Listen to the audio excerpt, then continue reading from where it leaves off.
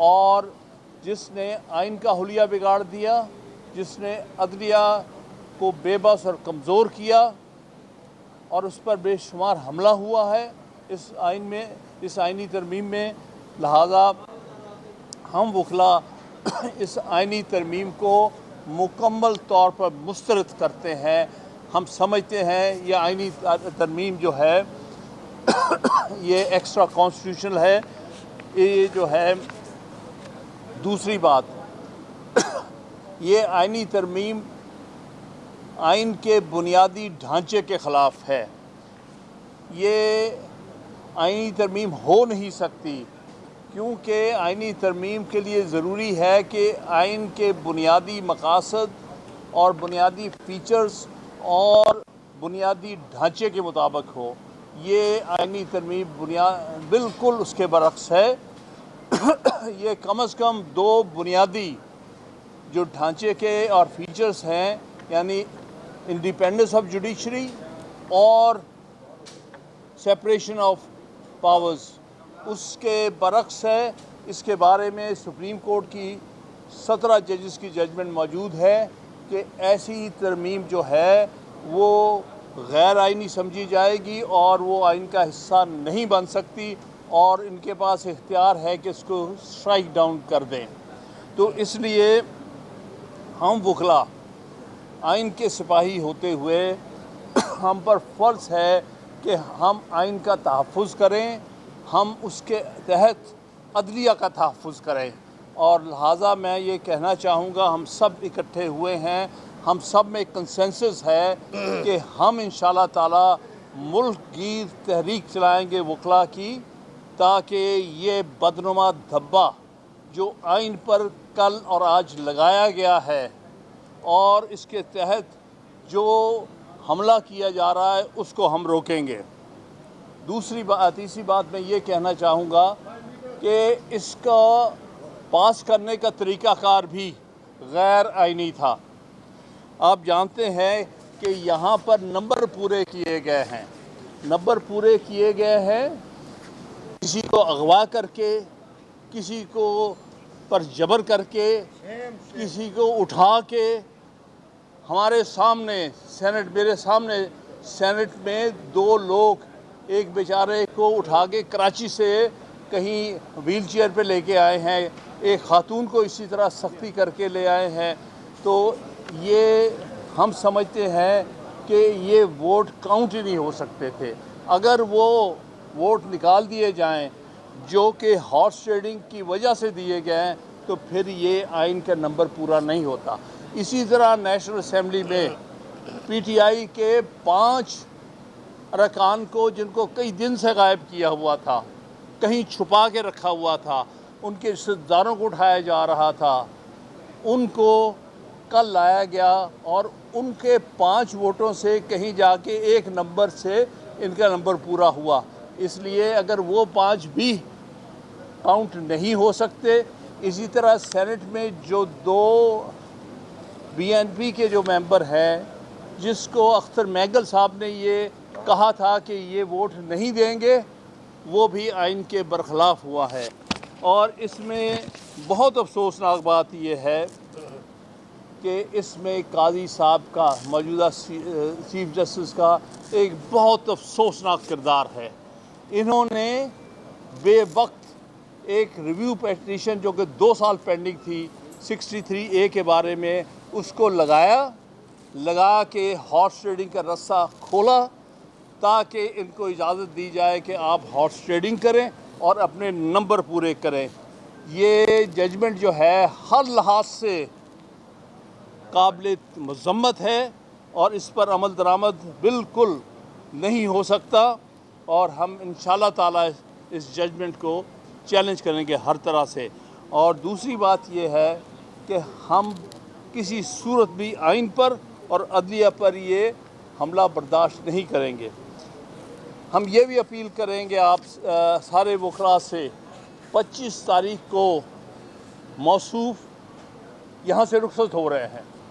वो दिन मैं समझता हूँ पाकिस्तान में वकला यौम निजात के तौर पे मनाएंगे इंशाअल्लाह ताला, क्योंकि आइन पर सबसे बड़ा हमला और अदलिया पर सबसे बड़ा हमला सारी तारीख में जो हुआ है वो इनकी सदारत में और इनके शमूलियत से हुआ है। अगर ये रस्ते ना दिखाते उनको तो ये नहीं हो सकता था।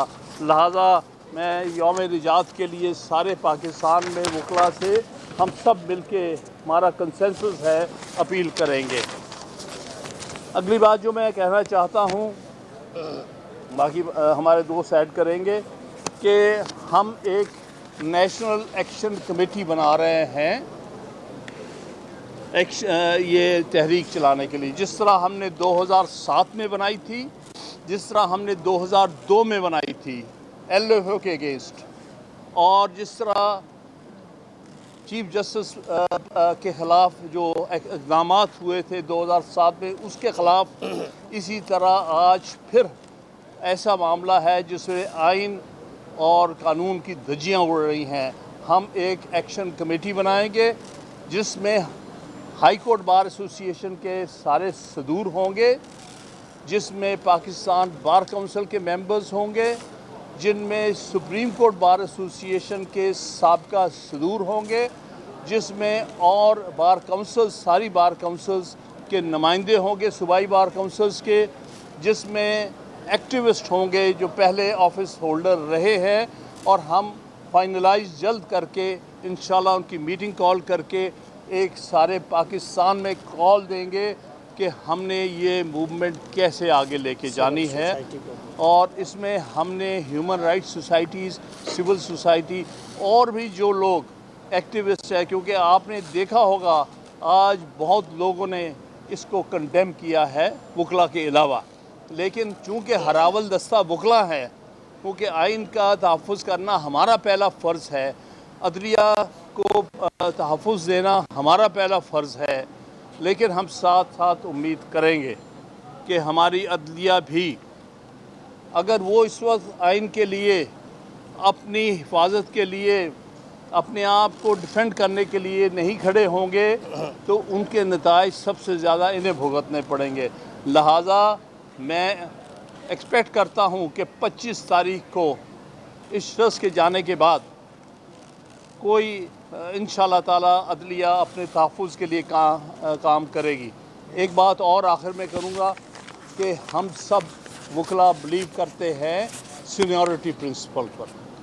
हम नहीं मानेंगे अगर किसी और को जो सीनियरिटी पर पूरा नहीं उतरता अगर चीफ जस्टिस बनाया गया। 26 अक्टूबर को सिर्फ़ और सिर्फ मंसूर अली शाह जो कि सबसे सीनियर जज है उसको चीफ जस्टिस वकला बरादरी मानेगी। हम किसी और को नहीं, जो आउट ऑफ टर्न जिसको चीफ जस्टिस लगाया गया, इस पर हमारा पहले भी जब सजाद अली शाह को बनाया गया था सासू जान साहब को इग्नोर करके, तब से हमने तब भी मूवमेंट चलाई थी और हम कामयाब हुए थे। और सन 1998 में असद अली केस में जजमेंट हासिल की थी जिसमें कहा था ये हर सूरत आइन के लिए, आइन के तहफ़्फ़ुज़ के लिए ज़रूरी है कि chief justice of Pakistan senior most जज होना चाहिए। देखिए जो कल हुआ है, किसी ने मैसेज भेजा कि ये इसका जनाजा है आपके आइन और अदलिया का, आप उसको दफन करें अपने हरी किताब को और उस पर फातिहा पढ़ें, लेकिन इंशाअल्लाह हम इसको नहीं होने देंगे। इस तरह से हम फातिहा, हम जनाजा भी नहीं उठाएंगे और फातिहा भी नहीं पढ़ेंगे इंशाअल्लाह। और हम पूरी जिद्दोजहद के साथ इस आइन को अपनी असल हालत में बहाल करेंगे। देखिए हमारी अदालतों में सबसे ज़्यादा कौन जिसके ख़िलाफ़ रिट पटिशन्स होती हैं, कॉन्स्टिट्यूशनल पटिशन्स होती है हुकूमत के ख़िलाफ़। अब वही उनको इस तरमीम के अंदर उन्हीं हुकूमती अरकान को दे दी गई है कि वो कौन सी कॉन्स्टिट्यूशनल बेंचेस बनाएं, उसके जजेस कौन होंगे, उसके सरबराह कौन होंगे। इवन जुडिशल कमीशन में अपनी मेजॉरिटी कर दी उन्होंने इससे। तो आप समझ जाएं किस तरह के जजेस उसमें अपॉइंट होंगे और किस तरह के फैसले आएंगे। हाई कोर्ट को देखिए, बिल्कुल हाई कोर्ट को तबाह कर दिया। हाई कोर्ट में सबसे ज़्यादा रिट पटिशन फाइल होती हैं और उसके अंदर आप क्या, उनके यहाँ कॉन्स्टिट्यूशनल बेंच बनेगी और उसके अंदर फिर उस फैसले होंगे जिसकी अपीलें यहाँ होंगी। तो ये क्या आप बताएं, कहाँ से हम इंसाफ मिलेगा हम लोगों को। ये बहुत, आज देखिए ट्रिब्यून जो हमारा एक अखबार है उसकी हेडलाइन आप देखिए, उसने लिखा है कि जो जुडिशरी है उसके पर काट दिए गए। ये हमारे अखबार और ये रिव्यू दे रहे हैं। तो देखिए इसको हम इस तरमीम को पूरी तौर पे हम मुस्तरद करते हैं और चीफ़ जस्टिस जैसे हामिद खान साहब से जो बात की हम उसकी पूरी तायद करते हुए कहते हैं कि चीफ़ जस्टिस ऑफ पाकिस्तान सिर्फ़ और सिर्फ जस्टिस मंसूर अली शाह होंगे। अब आप देखिए चीफ़ जस्टिस के इंतखाब में भी अपनी एक पार्लिमानी कमेटी बना ली, मतलब कि वही chief justice of Pakistan appoint करेगा और उसके बाद अगर नहीं करेंगे तो उसमें उन्होंने कर दिया कि अपनी मर्ज़ी का वो जज ले आएंगे।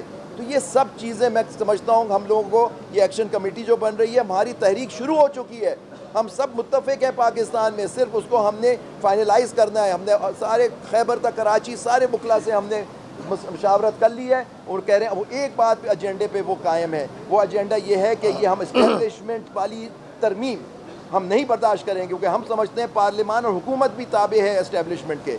तो ये तरमीम हम रिजेक्ट करते हैं कि इस्टेब्लिशमेंट बेस्ड तरमीम है। हम अपने सुप्रीम कोर्ट को बहाल कराएंगे इंशाअल्लाह, उसकी अपनी हसल आदत में हम देखिए अगर आइन के साथ आपने खिलवाड़ किया है, आइन एक डॉक्यूमेंट है जिसको आपने याद होगा 1956 का जब आइन तोड़ा एक मार्शल लॉ डिक्टेटर ने तो पाकिस्तान टूट गया।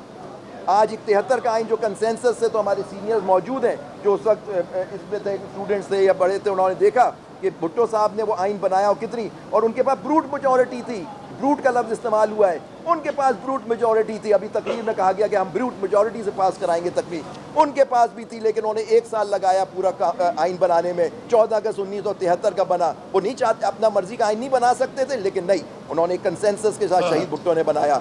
हम उस आइन के दिफा करेंगे कि वही हमारी हरी किताब है, उसको हम उसके पास करेंगे। तो मेरी आप सबसे दरख्वास्त है, और देखिए आप लोग भी इससे अफेक्टेड हैं जर्नलिस्ट, क्योंकि सबसे ज़्यादा तो अताब आप पे गिरता है और आपको फिर किस अदालतों में जाएंगे जहाँ कॉन्स्टिट्यूशनल कोर्ट्स के जजेस जो होंगे वो इनके मर्जी के बने हुए होंगे, कहाँ इंसाफ मिलेगा। आपने इंसाफ को कल दफन करने की कोशिश की है लेकिन इंशाअल्लाह ये कामयाब नहीं होंगे। जो अदलिया की आज़ादी का एक प्रिंसिपल था जो बहुत सारी जजमेंट्स के अंदर होल्ड कर दिया गया, शर्फ फरीदी केस में भी और अल जिहाद trust versus federation of Pakistan और आर्टिकल 175 जो था उसके अंदर कि कोई भी ऐसी तरमीम आइन के अंदर नहीं लाई जाएगी जिससे जुडिशरी का स्ट्रक्चर जो है वो अफेक्ट होता हो या आज़ाद अदलिया के ऊपर हर्फ आता हो। तो आज ये मैं समझता हूँ कि जो अमेंडमेंट की गई, आपने देखा कि पार्लियामेंट के अंदर एक तरीक़ेकार होता है लेजिस्लेशन का, क्या उसको फॉलो किया गया? क्या रूल्स 2007 उसको फॉलो किया गया जो नेशनल असम्बली के थे? क्या रूल्स 2012 जो सेनेट के थे उनको फॉलो किया गया? लगता ऐसे था कि हाल के अंदर सिर्फ 2 लोगों ने 26वीं तरमीम को पास किया। एक हाल में से आवाज़ आती रही और एक प्रिजाइडिंग चेयर से आवाज़ आती रही कि जी खड़े हो जाएं, बैठ जाएं, खड़े हो जाएं, बैठ जाएं, और वो पास कर दिया गया। किसी सेनेटर को, किसी मेंबर नेशनल असम्बली को अल्लाह ने ये तौफीक नहीं दी कि वो खड़े हो के ये बात कर सके कि मेरी इसके ऊपर ये आउटपुट है, मेरा ये डिसएग्रीमेंट है। चूँकि कानून के अंदर तो ये लिखा हुआ है कि आप अपनी आउटपुट देंगे और दोनों हाउसेस के अंदर आप इसको डेमोक्रेसी कहते हैं, ये डेमोक्रेसी नहीं है। जहाँ पे अगर 4 लोगों ने या 3 लोगों ने पॉलिटिकल पार्टीज़ के हेड ने इसको मंजूरी देनी थी तो ये गवर्नमेंट एक्सचेकर के ऊपर पूरी पार्लियामेंट जो है ये एक बोझ है। आपने क्या आउटपुट दी? आपने अदलिया के ऊपर हमला किया, आपने आज़ादी अदलिया पे हमला किया, आपने आइन और कानून की धज्जियाँ बिखेर दी। आज आपको इंटरनेशनल अक़वाम देख रही है कि आप किस तरीके से लेजिस्लेशन कर रहे हैं। इस तरह तो जनरल लेजिस्लेशन भी नहीं होती। जिस तरह आपने कॉन्स्टिट्यूशन को चेंज कर दिया है, कॉन्स्टिट्यूशन को दरियाब बुर्द करने की कोशिश की है। आज़ाद अदलिया पे there is no compromise at all, वाज़े पैगाम में बिल्कुल जैसे सब ने कहा। और मैं तमाम पॉलिटिकल एफिलिएशन से बालातर हो के मैं ज़ाती तौर पे ये बात करूँगा कि मेरा किसी पॉलिटिकल पार्टी से ताल्लुक़ नहीं है। मेरी पॉलिटिकल पार्टी काला कोट है और काला कोट इंशाल्लाह आज़ाद अदलिया के लिए जान भी कुर्बान करेगा। हमने पहले भी लाठियाँ खाई हैं, आंसू गैस खाए हैं, पर्चे बर्दाश्त किए हैं, अब भी किसी कुर्बानी से दरेग नहीं करेंगे। लेकिन एक चीज़ और बहुत वाज़ेह, हम अदलिया को भी ये पैगाम देना चाहते हैं और हुकूमत को भी ये पैगाम देना चाहते हैं कि हमें नौकरी पेशा जजेस नहीं चाहिए, हमें आज़ाद मंश जजेस चाहिए। आज आप अगर जजेस को अपना गुलाम बनाना चाहते हैं कि जी जिसने चीफ जस्टिस बनना है उसकी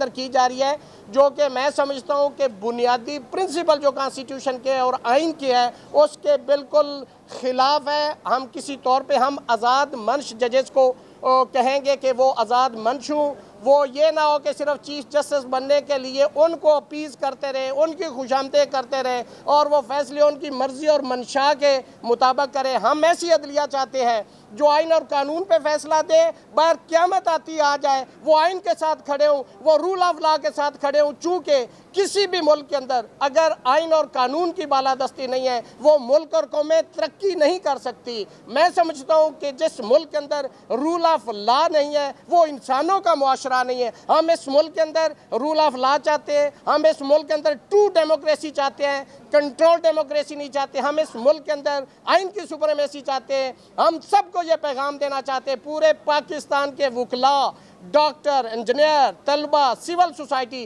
कि आप निकलें, आप इस मुल्क का तहफ़्फ़ुज़ करें, इस आइन का तहफ़्फ़ुज़ करें, इस अदलिया का तहफ़्फ़ुज़ करें, इसके साथ खड़े हूँ, शाना बशाना खड़े हूँ। अगर ये आज अदलिया बात जाती है और आइन अपनी असल जगह पे जाता है तभी ये मुल्क तरक्की कर सकता है, तभी ये कौम तरक्की कर सकती है और तभी हम ये कह सकते हैं कि हम आज़ाद मुआशरे में रह रहे हैं। और सबसे बड़ा जो कातिल है आज़ाद अदलिया का, वो इस अदालत के ऊपर चढ़कर बैठा हुआ है और उसका नाम काजी फायज ईसा है। ना वो काजी है और ना उसका ईसा मूसा से कोई ताल्लुक है। ये हामिद खान साहब ने जैसे कहा कि हम 25 को यौम निजात मनाएंगे, ये मौलाना साहब का मैं शुक्रिया अदा करूंगा कि उन्होंने इस काले नाग के, यहाँ तक मैं शुक्रिया अदा करूंगा कि इस काले नाग के उन्होंने दांत तोड़ दिए। मगर ये जो काला नाग हरकत करके जा रहा है, ये हरकत हमें किसी सूरत कबूल नहीं है। ये जैसे गठजोड़ किसी को भी नज़र आ सकता है कि ये काजी साहब ने ये ट्रोजन हॉर्स पे बैठकर एक ईमानदारी का लिबादा ओढ़कर हमारे बीच में आके बैठे और ये इस मनसब पे फायज हुए। यहाँ ये अमानत थी इनकी, यहाँ पर ये फंडामेंटल राइट्स अवाम के ये कस्टोडियन थे उनके। इन्होंने कैसे अपने टेन्योर में फंडामेंटल राइट्स की वायलेशंस को इंडोर्स किया, कैसे एक सियासी जमात से इन्होंने बल्ला छीना, कैसे इन्होंने इलेक्शन फ्रॉड के ऊपर मोहर लगाई। यहाँ फंडामेंटल राइट्स और ये 199 कल तो इन्होंने पार्लियामेंट में ख़त्म करने की कोशिश की है, मगर असूलन और प्रैक्टिकली अमलन काजी फायद ईसा ने जब से ये इधर आए हैं तब से फंडामेंटल ये राइट्स सस्पेंड किए हुए हैं। यहाँ अदालतें ऑर्डर देती रही हैं, वो ऑर्डर इम्प्लीमेंट नहीं होते रहे और मैं ये सारी चीज़ का मुरद इल्ज़ाम काजी फायद ईसा साहब को ठहराऊँगा और मैं अपनी बार्स और अपने काले कोर्टों से कहूँगा कि पहचाने इन शक्लों को, जिन शक्लों ने हमारे अंदर घुस के हमारे इस प्रोफेशन और इस आवाम के फंडामेंटल राइट्स पर वार किया है, इनको पहचाने। और आइंदा आप जब भी अपने रहनुमाओं का इंतखाब करें, आप इन काली भेड़ों को बाहर निकाल के बाहर फेंकें, क्योंकि ये काली भेड़ें चाहे ये पाकिस्तान बार काउंसिल में हैं, चाहे ये सुप्रीम कोर्ट बार एसोसिएशन में हैं, चाहे ये अदालतों में बैठी हुई हैं, मैं इनको मुस्तरद करता हूं और आप सबसे रिक्वेस्ट करता हूं कि इनसे बचें, इनको अपनी सफ़ों से बाहर निकालें। ये पार्लियामान, क्या ये पार्लियामान है? यहाँ पार्लियामान का ऑडिट होना चाहिए। ये लोग ये जो अरबों रुपए खर्च के यहाँ साथ वाले ऐवान में आके बैठते हैं और ये पढ़ते भी नहीं है कानून, ये ऐसी पार्लियामान चाहिए हमें? क्या इसको पार्लियामान कहते हैं? क्या ये पार्लियामानी सुप्रीमेसी है कि जब इनका दिल किया पैसे ले लिए, अरबों रुपए लिए, जेब में डाले और कानून पास कर दिया? क्या इसलिए ये इधर आते हैं? हमारे आप रीजनल कंट्रीज देखें, अफगानिस्तान हमारे से आगे है, श्रीलंका हमारे से आगे है, बांग्लादेश हमारे से आगे है, इंडिया हमारे से आगे है, जो कि आज से 20 साल पहले हमारे से आगे नहीं थे। ये कैसे हमारे से आगे हो गए? ये इन बदबूदार पार्लियामेंटेरियंस के रोल की वजह से ऊपर आ गए। ये छांगा मांगा को दफन किया था मुनीब साहब ने और हमारे पिछले चीफ जस्टिस साहब ने इसको दफन किया था। ये आर्टिकल 63A का किस तरीके से ऑर्डिनेंस आया? क्या प्रेसिडेंसी में ख्वाब आ गया था कि यहाँ पे जो आपने कमेटी है उसको चेंज करना है और उसको आपने अपनी मर्जी का चीफ जस्टिस जो है तीसरा मेंबर सेलेक्ट कर सकता है? वहाँ पे भी इनसे गलती हुई कि ये नहीं लिखा कि क्या 2 मेंबर कमेटी फैसला कर सकेगी या नहीं कर सकेगी। काजी साहब ने 2 मेंबर से फैसला कराकर 63A का बेंच बनाया और ये सहूलतकारी की। ये खाली एक सहूलतकारी नहीं की, इन्होंने मिलिट्री कोर्ट्स वाले केस में भी उसको पेंडिंग रखा, आज तक तारीख नहीं लगने दी और अपनी मन मर्जी के बेंच से उसको सस्पेंड कराया, उसके स्टे को। ये काला दाग हमारे ऊपर है, इसके हम सख्त कौम से शर्मिंदा हैं कि हम ज़्यादा तरीके से इनकी मजम्मत नहीं कर सके, मगर हम ये अपनी कौम को बताना चाहते हैं कि हम अपनी अकाउंटेबिलिटी करेंगे, मेरे वकला भाई अपनी अकाउंटेबिलिटी करेंगे, और हम अहद करते हैं कि आइंदा इस किस्म के किसी भी इंसान को अपनी सफ़ों में नहीं बैठने देंगे। और मैं ऊपर बैठे हुए बाकी जजेस को भी वार्न करना चाहता हूँ कि जिस मर्जी कोर्ट को वो समझ लें कि वो जिस कोर्ट में भी बैठ रहे हैं, अगर उन्होंने फंडामेंटल राइट्स को सामने रखते हुए अवाम की फलाह बहबूद के मुताबिक फ़ैसले ना किए तो हम उनको घेराव भी करेंगे, उनका एहतसाब भी करेंगे। और हम इस हुकूमत को वार्न करते हैं, ये हुकूमत डी फैक्टो हुकूमत है, ये हुकूमत लेजिटिमेट हुकूमत नहीं है। इनको हम वार्न करते हैं, कल को यही सांप इनके गले में पड़ेगा, और जब ये काले कोट की सपोर्ट ढूंढेंगे तो हम इनका साथ नहीं देंगे। हमने इनके 30 साल साथ देकर देख लिया है कि ये इन्होंने इस मुल्क को किस खड्डे में फेंका है और इस आइन के साथ क्या खिलवाड़ करने की कोशिश की है। हम ऐसे लोगों को बिल्कुल अपनी सफ़ों में नहीं खड़े होने देंगे और ना इनका दिफा करेंगे। इसके साथ साथ मैं अपने लीडरान की सारी स्पीच इंडोर्स करता हूँ, और हम सारे और हमारे साथ जितने भी यंगस्टर वकला हैं वो सब इस तहरीक में शामिल होंगे। ये मैग्ना कार्टा से ये रिट जुरिस्डिक्शन शुरू हुई है। ये मैग्ना कार्टा ये इतनी पुरानी, कई सौ साल पीछे ले आके फेंका है इन्होंने इस अटेम्प्ट के साथ। हमारे यहाँ फंडामेंटल राइट्स आर्टिकल 199 को ख़त्म करने की कोशिश कर दी। आज आपको किसी सरकारी महकमे से कोई प्रॉब्लम हो, आप क्या करेंगे? आपके पास एक रिट जुरिस्डिक्शन का इख्तियार था जो आप वकील करके एक रिट कर सकते थे। अब आप एक सरकारी जज के पास रिट करेंगे, वो तो पहले भी आप एक चीफ सेक्रेटरी या सेक्रेटरी के पास जा सकते थे।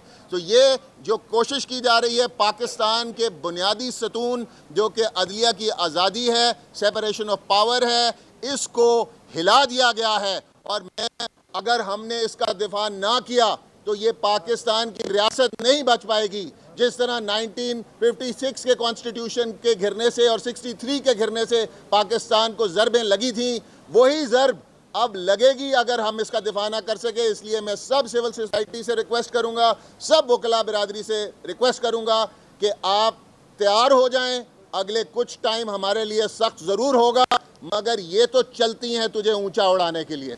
ये हमने पहले भी ये बात कही थी और आज भी कहते हैं कि हामिद खान साहब जो है वो बतौर सियासी लीडर हमारे वकला के रहनुमा नहीं हैं, बल्कि तमाम सियासी जमातों से तलक से बालातर हो के हम वकला जो है इस बात का अज़्म रखते हैं कि हम इस सिर्फ़ एक हमारा आपस में तलक है और वो तलक का आइन और कानून की बालादस्ती का है। हम उसके लिए इकट्ठे हैं और उसके लिए हमेशा इकट्ठे रहे हैं और आइंदा भी इकट्ठे रहेंगे।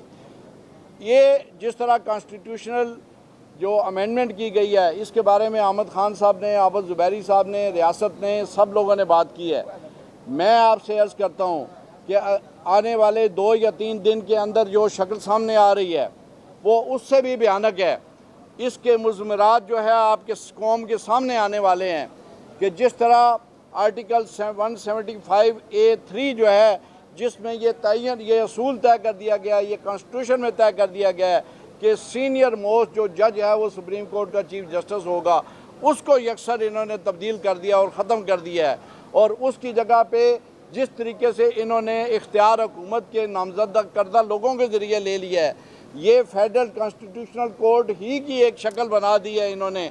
और उसके लिए इन्होंने ये भी कमाल किया है कि इसमें उन्होंने तयन कर दिया है कि हम चीफ जस्टिस ज़रूरी नहीं है कि जो कॉन्स्टिट्यूशनल कोर्ट का प्रिजाइडिंग ऑफिसर का लफ्ज़ इस्तेमाल किया है वो चीफ जस्टिस खुद हो, वो कोई और भी हो सकता है। तो इसका मतलब ये है कि चीफ जस्टिस को सिर्फ जो सिविलियंस के आपस के मामलात हैं उनकी हद तक जो है महदूद कर दिया गया है। और कॉन्स्टिट्यूशनल इश्यूज़ में क्योंकि उन्हें ख़तरा महसूस हो रहा था कि मंसूर अली शाह साहब ने एक ऐसी जजमेंट दी है कि जिस जजमेंट को वो हुकूमत भी नहीं मान रही और काजी फायज़ ईसा साहब ने भी उसको अपना अंदर से सपोर्ट किया, इलेक्शन कमीशन भी उस पर अमल नहीं कर रहा। और फिर उसके इनाम के तौर पे ना सिर्फ ये कि उन्होंने अदलिया पर हमला किया बल्कि उसके साथ इलेक्शन कमीशन को भी एक्सटेंशन देने का पूरा इंतज़ाम किया, उन वफादारों को इनाम देने का बंदोबस्त किया हुआ है